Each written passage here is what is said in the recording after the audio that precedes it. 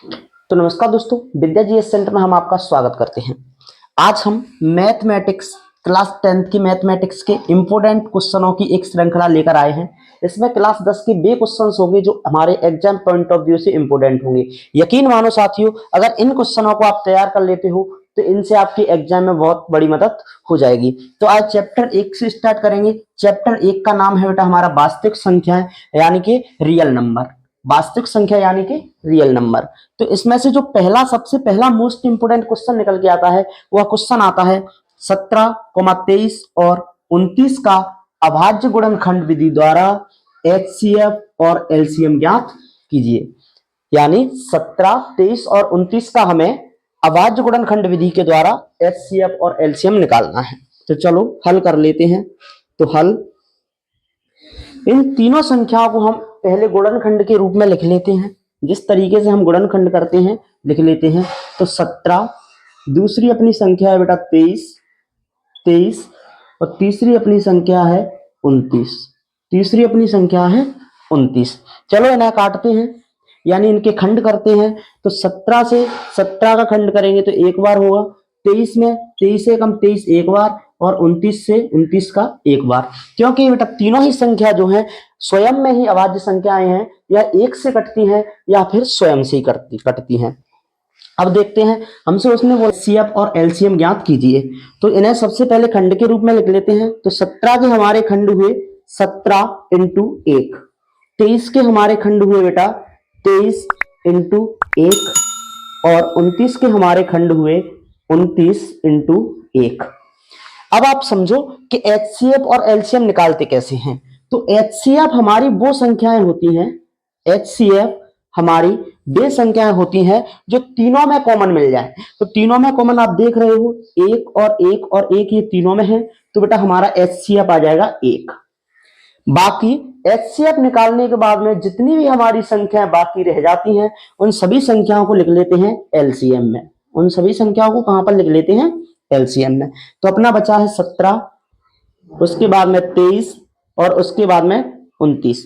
ये तीनों संख्याएं हमारी रह गई थी। इन तीनों का मल्टीप्लाई करेंगे क्योंकि ये गुणा में रखी हुई है। तो मल्टीप्लाई आएगा 11,339। आप करके चेक कर लेना और यही आपका क्या होगा? आंसर होगा। दोस्तों अगला हमारा प्रश्न है 6,72,120 का अभाज्य गुणनखंड विधि द्वारा एचसीएफ और एलसीएम ज्ञात कीजिए। ये हमारा दूसरा मोस्ट क्वेश्चन है इस चैप्टर का। तो लिखते हैं हल, और सबसे पहले हम वही करेंगे, इन तीनों संख्याओं को गुणनखंड के रूप में लिख लेते हैं।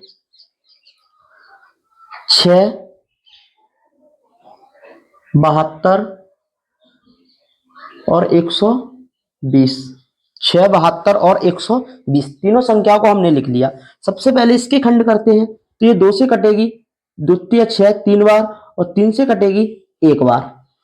अब इसके खंड करते हैं। ये 2 से कटेगी बेटा अपनी द्वितीय 6 और एक बची और 2 छक्का 12 यानी 36 बार। ये भी 2 से कटेगी अपनी फिर से, और फिर से 2 से कटेगी, 2 एकम 2, 2 8 16 यानी 18 बार, और फिर से 2 से कटेगी, 2 नम्मा 18। लेकिन अब 9 2 से नहीं कटेगी, ये कितने से कट जाएगी बेटा? 3 से कट जाएगी। तो 3 से काटेंगे तो 3 त्रिक का 9, तो कितनी बार कटेगी अपनी? 3 बार। और ये 3 बार 3 से कट गई तो 3 एकम 3। ये इसके खंड हो गए 72 के अपने। और बेटा बात करते हैं इसकी, तो ये भी हमारी 2 से कट जाएगी। तो 2 छक्का 12 और 0 की 0, 2 से फिर कटेगी तो द्वितीय 6 यानी 30 बार, और 2 से फिर कटेगी यानी कि कितनी बार? 2 एकम 2 और 2 5 10 यानी 15 बार। लेकिन 15 2 से हमारी नहीं कटती है। 15 कट जाएगी बेटा हमारी 3 से, और 3 से कितनी कटेगी? 3 5 15 और 5 एकम 5। अब इन सभी संख्याओं को अपन लिख लेते हैं गुणनखंड के रूप में। तो देखो बेटा लिखते हैं इनको। 6 के गुणनखंड अपने कितने हुए हैं? 2 इंटू 3। तो लिख लेते हैं इनको 2 इंटू 3। उसके बाद में अपने 72 के गुणनखंड कितने हुए हैं? तो 72 के अपने गुणनखंड हुए हैं बेटा, कितने हुए हैं? 2 इंटू 2, फिर से 2 और इंटू 3 इंटू 3। तो 3 इंटू 3 बेटा ये हमने लिख लिए 72 के गुणनखंड। उसके बाद में लिखते हैं 120 के। तो 120 के अपने कितने हुए हैं? 120 के हुए हैं 2 इंटू 2, 2 इंटू 2 इंटू 2 और फिर से 3 इंटू 5, 3 इंटू 5, ये हमारे कई के हुए हैं, ये हमारे हुए हैं 120 के गुणनखंड। इनको लिख लेते हैं सही रूप में। तो इसका सही रूप लिखेंगे बेटा, ये तो अपने आप में मूल फॉर्मेट में ही है, इसका सही लिखेंगे तो देखो 1 बार 2 बार 3 बार, यानी 2 पे घात 3, 2 पे घात 3, और इसको लिखेंगे तो 1 बार और 2 बार यानी 3 पे घात 2, तो इंटू 3 पे घात 2, ये आ गया अपना मूल फॉर्मेट में यानी शुद्ध रूप में। अब देखते हैं इसको, तो इसके भी देखते हैं 1 2 3 यानी 2 पे घात 3, 2 पे घात 3 इंटू 3 अकेला है तो 3 को अकेला ही लिखेंगे, और बेटा 5 अकेला है तो 5 को भी अकेला ही लिखेंगे। अब देखते हैं, अपन को निकालने को बोला था उसमें एचसीएफ और एलसीएम, क्या निकालने को बोला था, एचसीएफ और एलसीएम।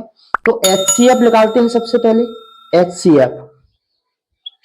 एचसीएफ बेटा वे संख्या होती है, हमने बताया था जो तीनों में कॉमन आ जाए, तो तीनों, तो 2 तीनों में कॉमन है एक, तो 2 ले लो बेटा, इंटू, और उसके बाद में अपनी कितनी कॉमन है तीनों में, 3 इसमें भी है, 3 इसमें भी है और 3 इसमें भी है, 3 कॉमन है तीनों में, तो 3 ले लो।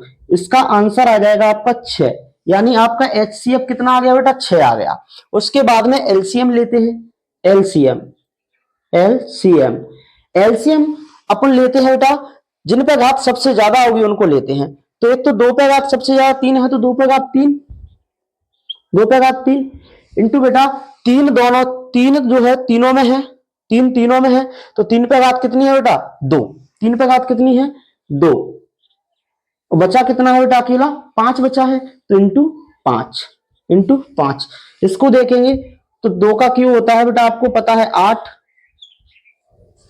3 का वर्ग होता है 9 इंटू बेटा 5, तो इससे गुणा करेंगे तो 5 नाम 45, 45 इंटू 8, 8 से इससे करेंगे तो 8 5 40 की 4, हासिल वहां की अपनी कितनी बचेगी 4, हासिल की कितनी बची अपने पास 4, और 8 चौक 32, और 32 और 4 कितने होते हैं बेटा 36, तो 360 अपना क्या आ गया, एलसीएम आ गया, एलसीएम आ गया, और यही हमारा क्या है, आंसर है। अगले क्वेश्चन की बात करते हैं। अगला हमारा क्वेश्चन है 8, 9 और 25 का अभाज्य गुणनखंड विधि से एलसीएम ज्ञात करना है। अब तक हमने पढ़ा था एचसीएफ और एलसीएम दोनों को ज्ञात करना, लेकिन अब हम केवल एलसीएम ज्ञात करेंगे बेटा। तो चलो कर लेते हैं। सबसे पहले लिखेंगे हल, तो करते हैं इसका एलसीएम। एलसीएम करने के लिए तीनों संख्याओं को हम एक साथ लिख लेते हैं, 8, 9, 25। सबसे पहले ये 2 से कट रही है तो 2 से काट दो, 2 चौक 8, 9 की 9 लिख लो, और 25 को जैसा का तैसा लिख लो। फिर 2 से कट जाएगा तो ये कटेगा 2 से 2 बार, फिर 9 को जैसा का तैसा लिख लो, और 25 तो नहीं कट रहा है तो 25 को भी लिख लो।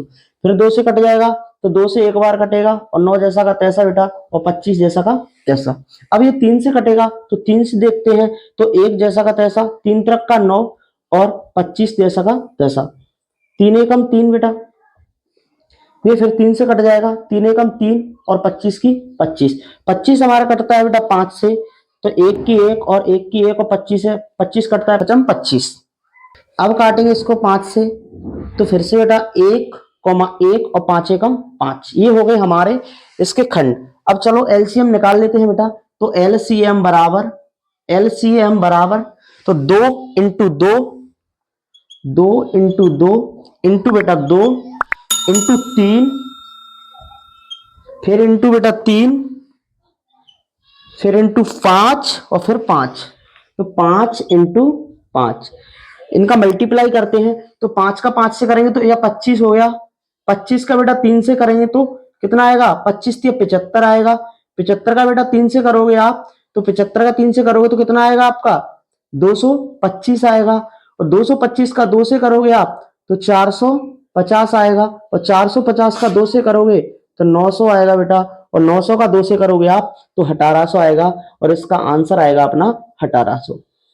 एलसीएम अपना कितना आ गया, 1800 आ गया। तो चलते हैं दोस्तों अगले प्रश्न की ओर।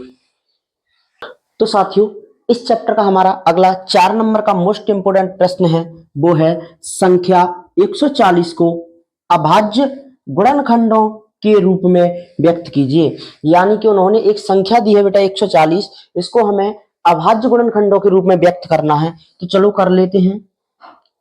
तो 140 को सबसे पहले 2 से काटेंगे तो 2 7 14 और बेटा 0।